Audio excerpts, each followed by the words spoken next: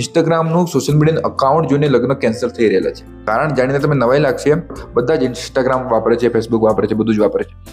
છોકરી દેખાદેખીમાં વિડીયો બનાવે અને ફોટો પોસ્ટ કરે, ગમે તે ફરવા જતી હોય, ગમે તે ડાન્સ કરે, રીલ્સ બનાવે, છોકરાઓ પણ કરે છે.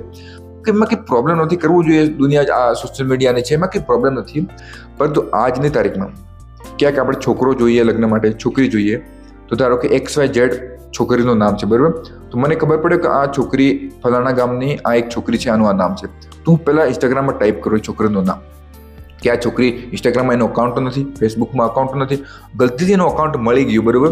તો પછી પૂરી પોસ્ટ જુઓ, રીલ્સ જુઓ, આ છોકરી શું શેર કરે છે, કેવી ટાઈપની રીલ્સ બનાવે છે, કેવા સ્ટેટસ મૂકે છે. આ બધું જોઈને આપણે ડિસાઇડ કરતા હોઈએ છીએ કે છોકરી શું વિચારે છે, છોકરી કેવી છે. અને અમુક કેસોમાં બહુ મુશ્કેલથી છોકરી શોધી હોય, છોકરો શોધ્યો હોય, તો અકાઉન્ટ મળી જાય અને એવું કંઈક ખરાબ પોસ્ટ કરેલી હોય ને એવું ડાન્સ ને ઉલટા પુલટા ડાન્સ ને એવું કરેલું હોય, અકાઉન્ટ જોઈને લગ્ન જીવન તૂટી રહેલા છે. પહેલી વાત તો લગ્ન ના થાય ને એના પહેલાં સોશિયલ મીડિયા વાપરો જ નહીં તો સારું છે. અભ્યાસક્રમ પર ધ્યાન આપો અને ગલતીથી વાપરો ને ભાઈઓ બહેનો. વ્યૂ માટે, લાઇક માટે, ફોલોવર વધારવા માટે ઉલટી રીલ્સ ના બનાવો.